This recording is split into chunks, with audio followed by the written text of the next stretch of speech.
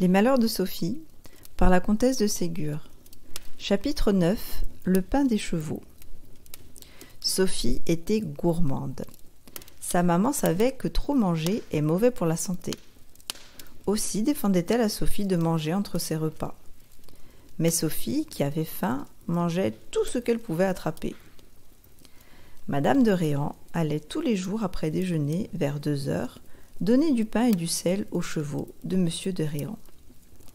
Il y en avait plus de 100. Sophie suivait sa maman avec un panier plein de morceaux de pain bis et lui en présentait un dans chaque stalle où elle entrait. Mais sa maman lui défendait sévèrement d'en manger, parce que ce pain noir et mal cuit lui ferait mal à l'estomac. Elle finissait par l'écurie des poneys. Sophie avait un poney à elle que lui avait donné son papa. C'était un tout petit cheval noir, pas plus grand qu'un petit âne. On lui permettait de donner elle-même du pain à son poney. Souvent, elle mordait dedans avant de lui présenter.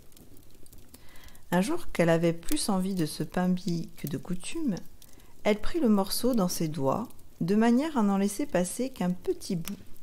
« Le poney mordra à ce qui dépasse de mes doigts, dit-elle, et je mangerai le reste. » Elle présenta le pain à son petit cheval, qui saisit le morceau et en même temps le bout du doigt de Sophie, qu'il mordit violemment.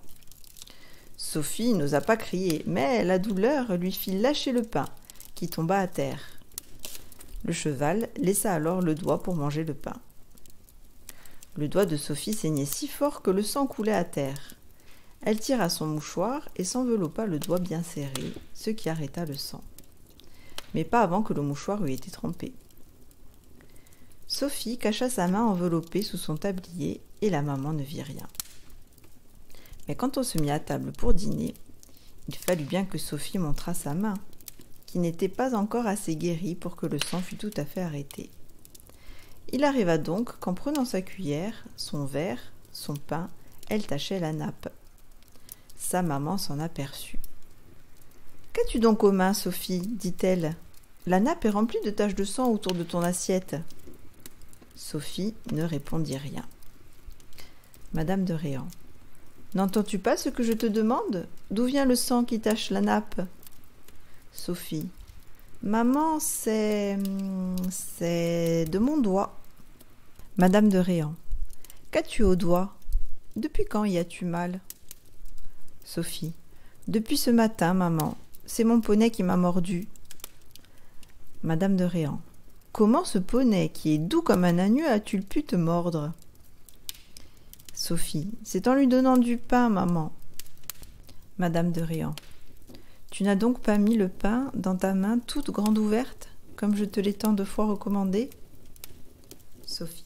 « Non, maman, je tenais le pain dans mes doigts. » Madame de Réan. « Puisque tu es si sotte, tu ne donneras plus de pain à ton cheval. » Sophie se garda bien de répondre. Elle pensa qu'elle aurait toujours le panier dans lequel on mettait le pain pour les chevaux et qu'elle en prendrait par-ci par-là un morceau. Le lendemain, donc, elle suivait sa maman dans les écuries et tout en lui présentant les morceaux de pain, elle en prit un, qu'elle cacha dans sa poche et qu'elle mangea pendant que sa maman ne la regardait pas. Quand on arriva au dernier cheval, il n'y avait plus rien à lui donner. Le palefrenier assura qu'il avait mis dans le panier autant de morceaux qu'il y avait de chevaux. La maman lui fit voir qu'il en manquait un. Tout en parlant, elle regarda Sophie qui, la bouche pleine, se dépêchait d'avaler la dernière bouchée du morceau qu'elle avait pris. Mais elle eut beau se dépêcher et avaler son pain sans même se donner le temps de le mâcher, la maman vit bien qu'elle mangeait et que c'était tout juste le morceau qui manquait. Le cheval attendait son pain et témoignait son impatience en grattant la terre du pied et en hennissant. « Petite gourmande, dit Madame de Réan, pendant que je ne regarde pas, vous volez le pain de mes pauvres chevaux et vous me désobéissez, car vous savez combien de fois je vous ai défendu d'en manger. Allez dans votre chambre, mademoiselle, vous ne viendrez plus avec moi donner à manger aux chevaux. Et je ne vous enverrai pour votre dîner que du pain et de la soupe au pain, puisque vous l'aimez tant. » Sophie baissa tristement la tête et alla à pas lents à la maison et dans la chambre. eh bien, lui dit sa bonne, vous voilà encore avec un visage triste. Êtes-vous encore en pénitence? Quelle nouvelle sottise avez-vous faite? J'ai seulement mangé le pain des chevaux, répondit Sophie en pleurant.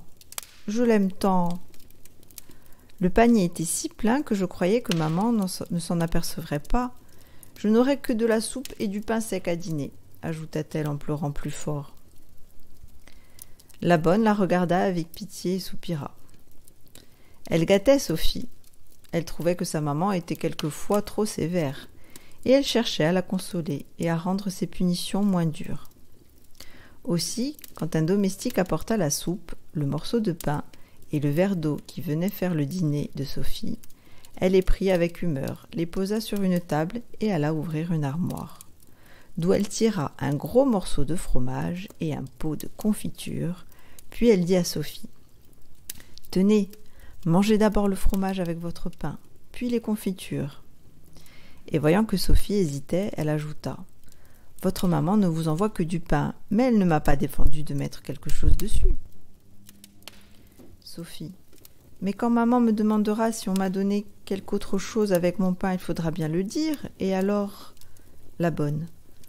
Alors vous direz que je vous ai donné du fromage et de la confiture, que je vous ai ordonné d'en manger, et je me charge de lui expliquer que je n'ai pas voulu vous laisser manger votre pain sec, parce que cela ne vaut rien pour l'estomac, et qu'on donne aux prisonniers même autre chose que du pain. La bonne faisait très mal en conseil à Sophie de manger en cachette ce que sa maman lui défendait. Mais Sophie, qui était bien jeune et qui avait envie de fromage qu'elle aimait beaucoup et des confitures qu'elle aimait plus encore, obéit avec plaisir et fit un excellent dîner. Sa bonne ajouta un peu de vin à son eau et pour remplacer le dessert, lui donna un verre d'eau et de vin sucré, dans lequel Sophie trempa ce qui lui restait de pain. Savez-vous ce qu'il faudra faire une autre fois, quand vous serez puni ou que vous aurez envie de manger? Venez me le dire, je trouverai bien quelque chose de bon à vous donner, et qui vaudra mieux que ce mauvais pain noir des chevaux et des chiens. Sophie promit à sa bonne qu'elle n'oublierait pas sa recommandation chaque fois qu'elle aurait envie de quelque chose de bon.